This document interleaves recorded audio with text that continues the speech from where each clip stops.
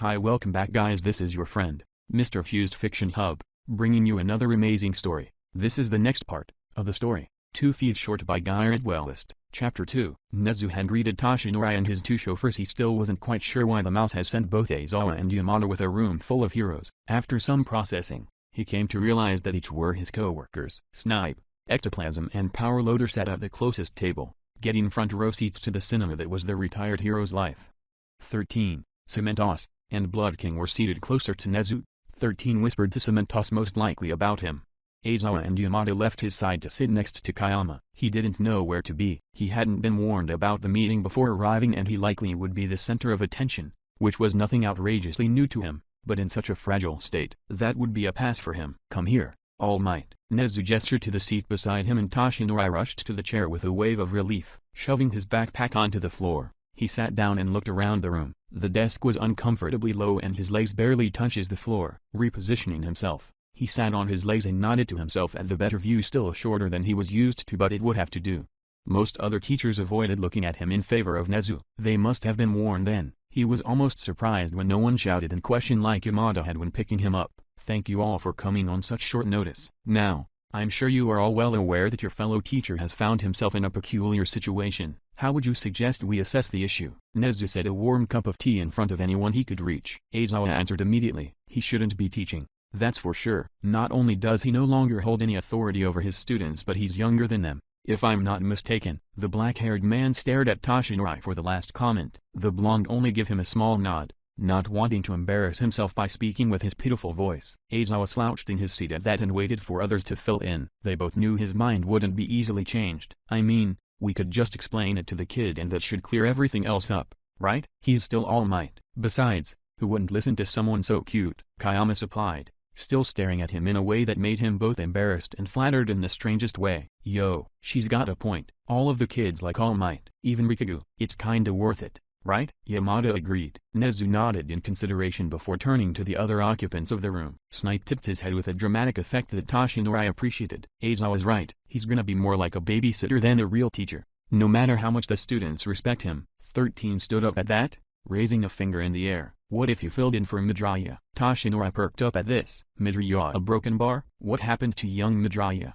He couldn't keep himself from asking. If his successor was somehow hurt, he needed to know. His heart ached with the possibility. Nezu smiled at him, closer to his height now. 13 had reported to me that his Yuku Midoriya had somehow aged forward, while Mr. Aizawa and Mr. Yamada were out to get you. He aged? How is that possible? A funny question for him to ask, given his change. Nezu laughed softly and repeated his thoughts. Yeah. 13 started again. Like I said, can't we just take classes for Midoriya while we solve the problem? It was a reasonable idea. I'm afraid that would be a difficult arrangement. All Might and young Midoriya may be similar, but they are still 2 very different human beings. What All Might may get from a lecture may be useless information to Midoriya. Nezu stayed ever so calm. Toshinori appreciated it again as he struggled to imagine what his boy might look like at that very second. The students wouldn't believe any lies we fed them anyway. Besides, the way All Might's been playing favorites would only make suspicion grow in a situation like that, assuming it's not suspicious as it stands. Aizawa's open criticism did little for the blonde's nerves, but he didn't take offense to the harshness of the words. Well, we can't just throw away all of those years the kids missed. What if we never fix this? How are we going to make up for that lost time? He's lost years, Kayama protested. The conference continued as Toshinori pondered on those questions. She had every right to be upset, if not scared for the boy. The boy hadn't even gotten to finish his full first year at He still had so much to learn. About the world. About himself.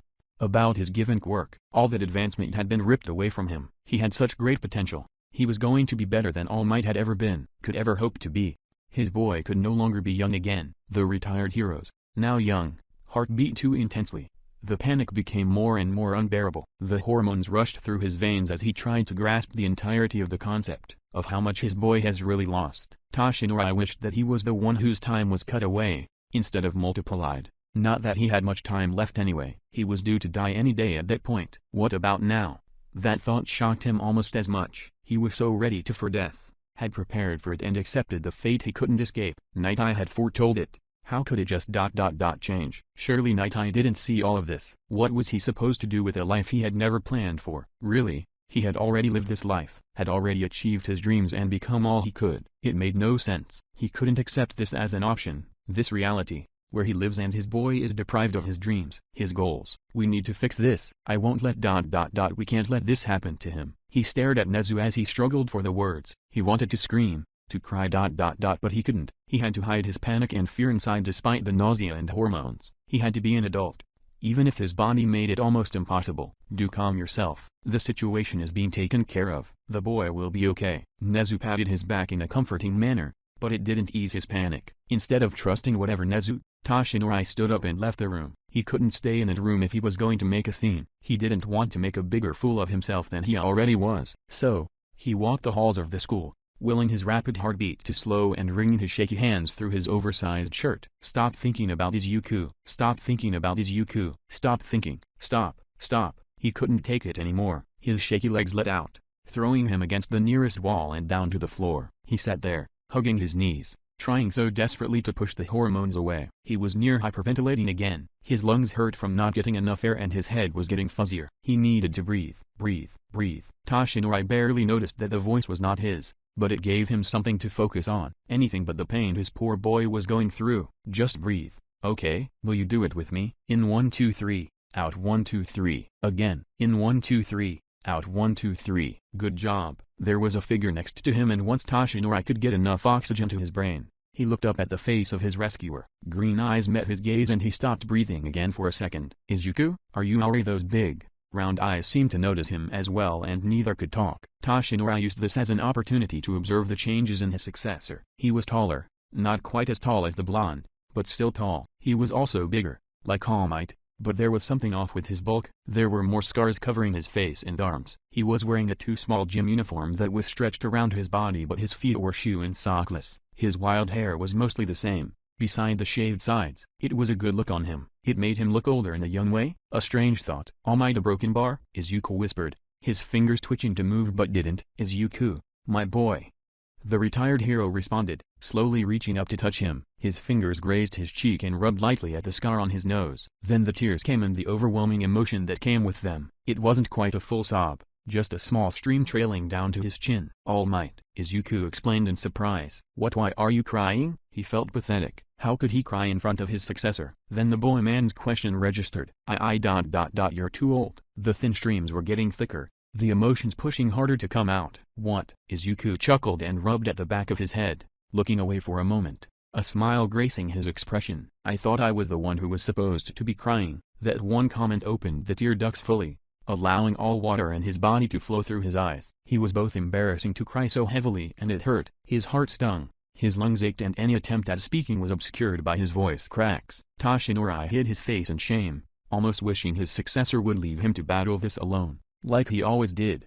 His knees pulled closer and he shut Izuku out. Large, strong arms wrapped around his small body, filling him with a comforting warmth. They didn't pull him or pry to see his face. They simply held him. It gave him something to depend on as he sobbed helplessly. Those arms continued to hold him as he stopped sobbing and he stuttered in breaths. They only released when he wiped at his puffy eyes and started carding through his thick hair. I'm not used to these a broken bar. His voice cracked with every word, but it was relieving to be able to speak at all. Izuku chuckled. The deeper tone of his voice was strange but nice. He had aged well. You can say that again. It's so weird, being taller, older. I can feel the difference every second. I'm less anxious and embarrassed. It's that funny? The green-haired boy had stars in his eyes. He was so relaxed, so calm. He talked to Toshinori as an equal instead of a fanboy. He liked it. Toshinori let himself smile. I doubt your crying's changed. It was funny coming from the one who had been sobbing a minute ago. Izuku laughed a bit awkwardly at that. I've already cried a few times today as it is. Then the man seemed to notice the barely put together outfit Toshinori was wearing and covered his laugh.